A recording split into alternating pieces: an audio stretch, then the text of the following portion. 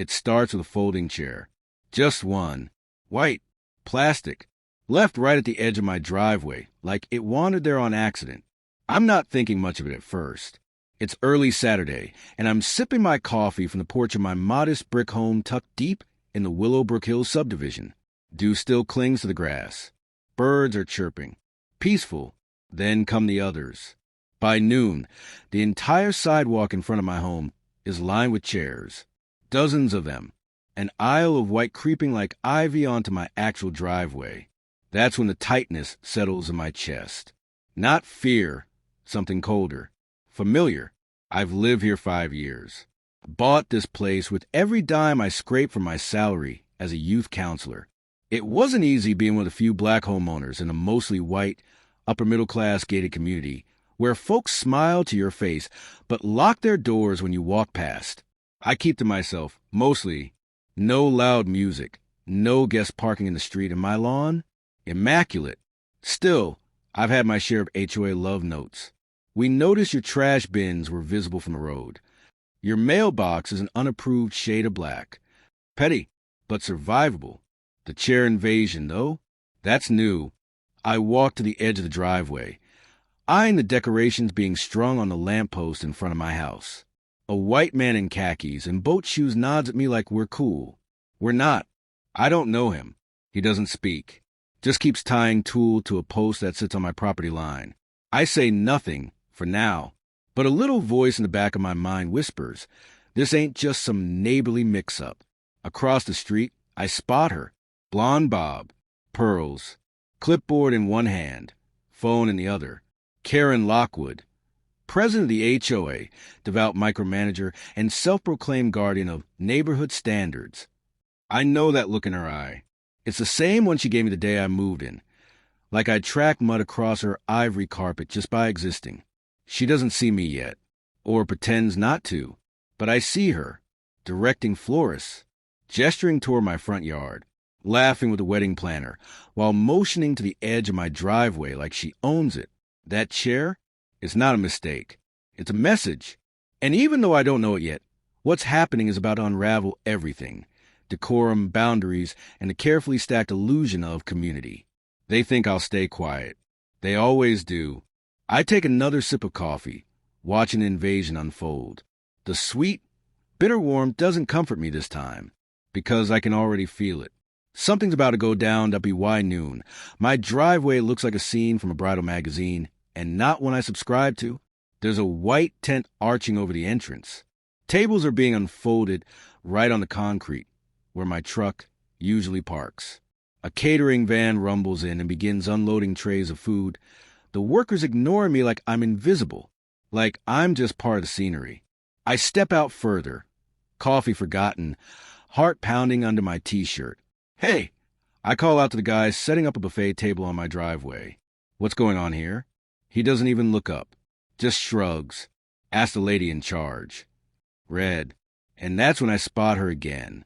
Karen Lockwood, clipboard queen, is giving a photographer directions like she's orchestrating a royal coronation. She sees me approaching this time, her eyes flickering once, just once, with something sharp and dismissive. Oh, hi. She chirps, voice 2 octaves too high. Don't worry, it's just for a few hours. You weren't using your driveway anyway, right? She says it like she's asking, but her tone says otherwise.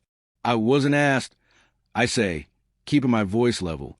Karen waves her hand like she's swatting a fly. Oh, it's just a small favor for the community. Heather. She gestures toward a nervous blonde in a bridal gown pacing across the lawn. Needed extra space for the ceremony. And we all agreed it made the most sense. We all agreed.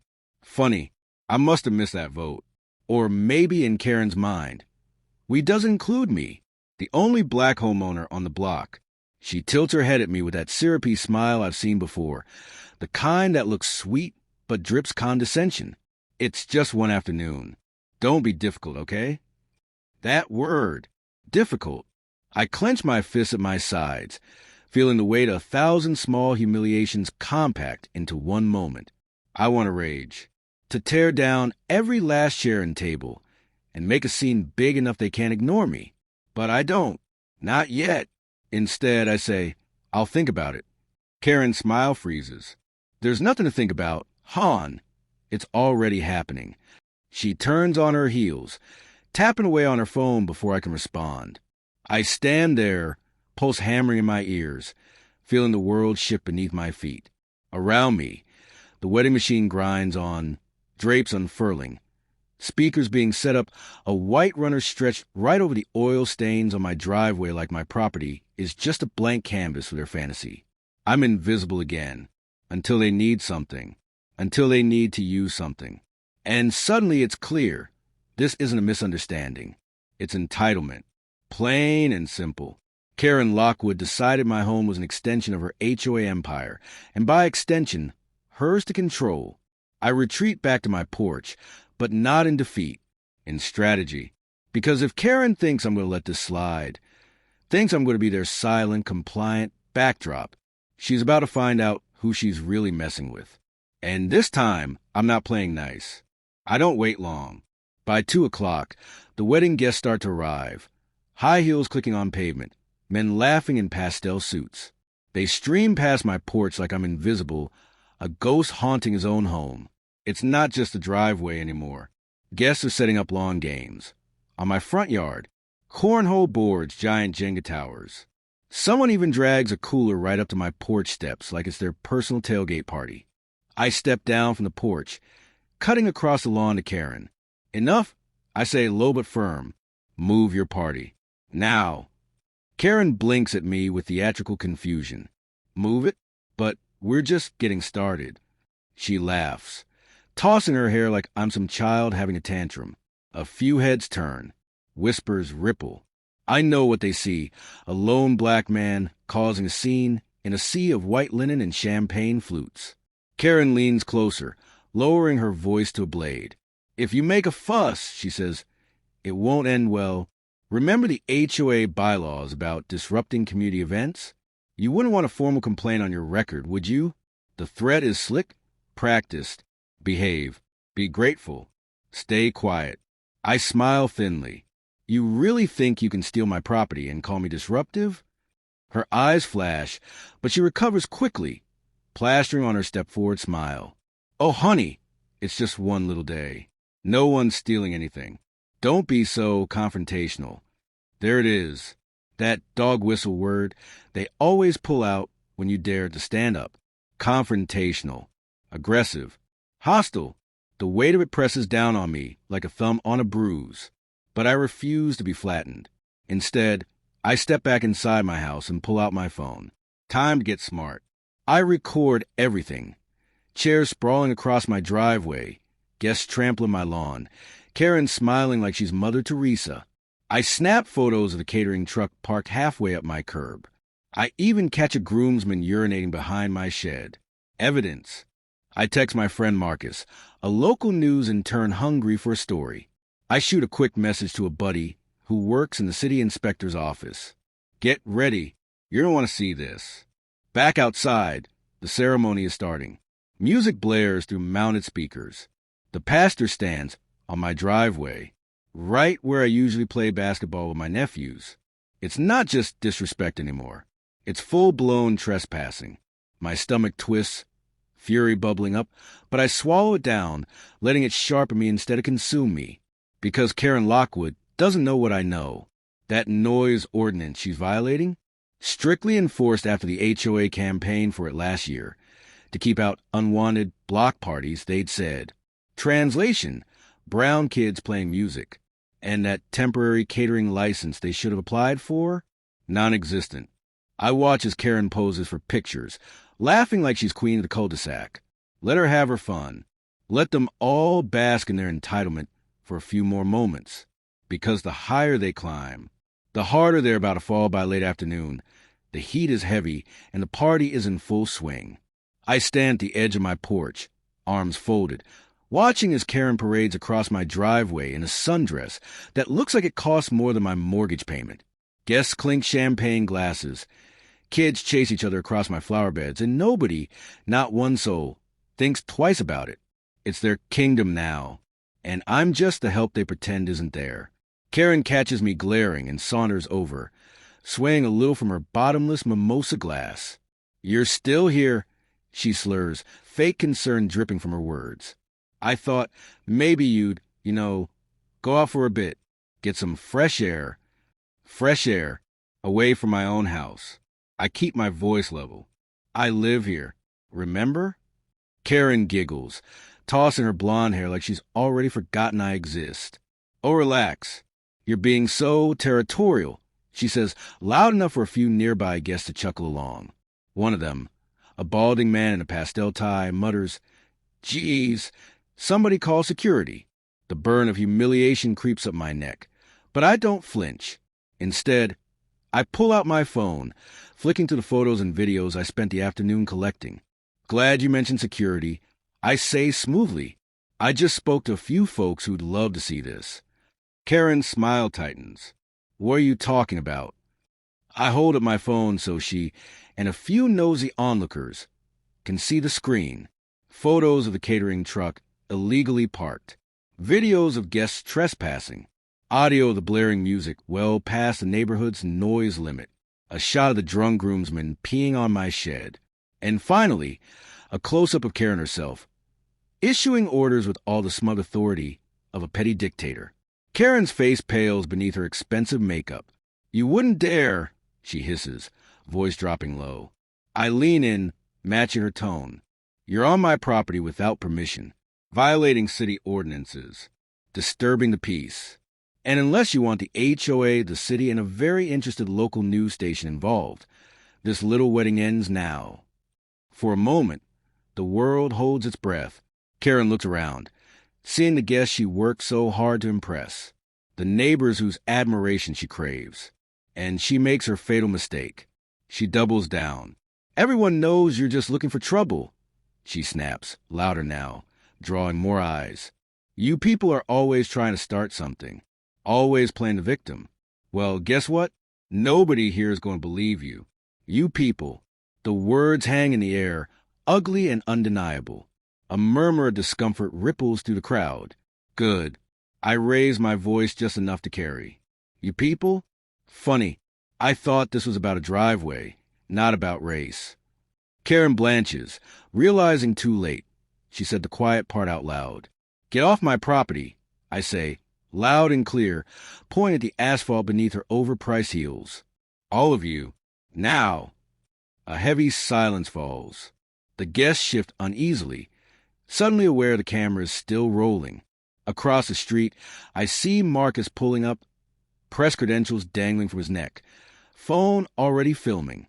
And right behind him, a city inspector stepping out of a truck, clipboard in hand. Karen stares at them, then at me, and for the first time all day, she looks scared. The Queen's crown is slipping, and she knows it. Karen's frozen in place, blinking like a deer in headlights as Marcus swings his camera toward her. The city inspector clears his throat, loud enough to cut through the tense air. "Is their property owner present?" he asks, glancing between Karen and me. I step forward, steady and sure.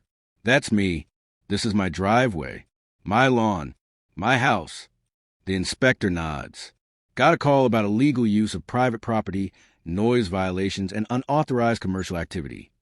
Karen lurches toward him, that fake saccharine smile plastered across her face. "Oh, there's been a misunderstanding," she coos. "We're just having a small neighborly get-together. Everyone's welcome." I laugh, short, sharp, cutting through her lie like a knife. "Everyone's welcome?" That's funny, because she threatened me with an HOA complaint if I didn't stay inside. Marcus catches every word on camera. Guests are starting to back away, whispering to each other. Phones are coming out, recording. The inspector raises an eyebrow. "And you have permission from the homeowner for this event?" Karen's mouth opens and closes like a fish gasping for air. "No," he says dryly, already jotting notes on his clipboard. Panic, Karen whirls around, scanning the crowd for backup. "Jenny, Steve, you know this is fine, right? Tell them it's fine." Her friends suddenly find their shoes very interesting. I step forward, pulling out the final card I've been saving. "Also," I say, holding up another video on my phone, "here's footage of her coordinating the setup days ago. Trespassing. destruction of private property. Oh, and encouraging guests to park illegally in front of the fire hydrant. Real classy. The inspector's eyes harden. That's more than enough, he says. He radios for backup. Karen's face crumbles. The fake smile shatters, revealing the rage underneath. This is ridiculous, she screeches, pointing a trembling finger at me. You're doing this because you hate me. You're jealous. You don't belong here anyway. The words echo in the heavy, humid air. There's no walking it back now. Karen just ripped off her own mask in front of dozens of witnesses, and the camera lens drinking in every desperate, hateful syllable. Marcus doesn't even try to hide his smirk. Behind us, 2 patrol cars roll up, lights flashing. Officers step out, surveying the scene like they've seen this exact train wreck 100 times before. Karen tries one last Hail Mary. She spins toward the guests, pleading, "Someone, help me. Tell them it's just a misunderstanding." But the guests are slipping away, grabbing purses and tugging jackets over bare arms. No one wants to go down with her. One of the officers steps up to Karen, hand resting lightly on his belt. "Ma'am," he says, voice calm but firm, "you're trespassing, violating city ordinances, and disrupting private property. We're going to need you to come with us." "No, no, no," she sobs, backing up toward a catering tent. "I'm the victim here. He's threatening me. She trips on the edge of a folding chair and falls hard into a mud puddle that the catering truck leaked earlier, right there in front of everyone. The crowd gasps. Karen scrambles up, hair matted, dress ruined, face twisted in rage and humiliation. Flashbulbs pop, phones record, and somewhere deep in the crowd, someone actually starts to slow clap. Karen's reign is over. Karen's mugshot hits the neighborhood group chat before she even finishes wiping the mud from her face. It's surreal. Watching her, once the queen bee of the HOA, crammed into the back of a police cruiser, streaks of mascara trailing down her cheeks. Her designer heels abandoned in the sludge. Her perfect image shattered like cheap glass. As the patrol cars drive off, a strange, weightless silence falls over the street. Then, like storm clouds parting, laughter erupts. At first there's a few chuckles. Nervous, cautious, then full-blown laughter, wild and free, like a pressure valve bursting after too long under Karen's iron thumb. Marcus claps me on the back. "Man, I think you just saved this whole block." I shake my head, still stunned, still feeling the buzz of adrenaline in my veins. I didn't save them. I just stopped letting her pretend she owned me. The irony hits hard. She tried to turn my driveway into her red carpet event, and now she's gone viral as Mud Wrestling Karen. By nightfall, the videos rack up thousands of views, then tens of thousands. Hashtag driveway drama trends. News vans show up, hovering at the entrance to our cul-de-sac like vultures. And the fallout for Karen? Oh, it's biblical. The HOA president resigns in disgrace after it comes out that he unofficially gave Karen the green light, without any permits or homeowner approvals. The HOA scrambles to issue public apologies, desperate to avoid lawsuits. Karen faces multiple charges: trespassing, illegal use of private property, disturbing the peace, and, cherry on top, city fines for unauthorized commercial activity. Her husband, who, rumor has it, didn't even know she was planning a wedding-sized event while he was away on business, files for divorce 3 weeks later. The cherry on top?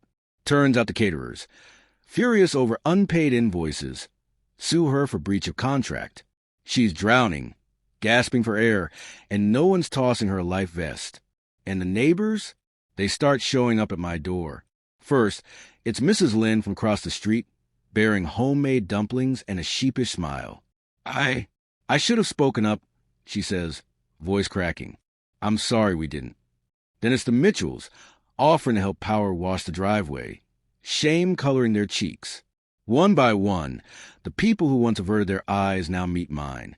Some with guilt, some with newfound respect. It's not perfect. Healing takes time. But it's something. A crack in the old, brittle wall. And me, I rebuild. Not just the lawn, the driveway, or the flower beds Karen's tents ruined. I rebuild my peace.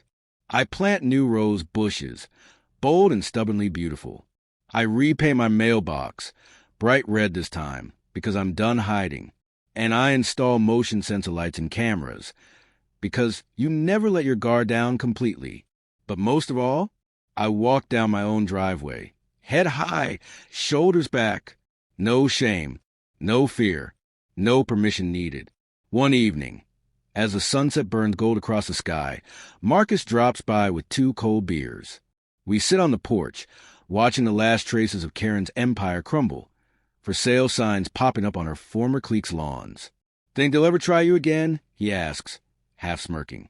I grin. They can try, but now they know they're dealing with. The cicadas sing, the air hums warm and alive, and for the first time in a long time, this place, my place, feels like home again. Justice wasn't just served, it was televised, and I made damn sure they could never.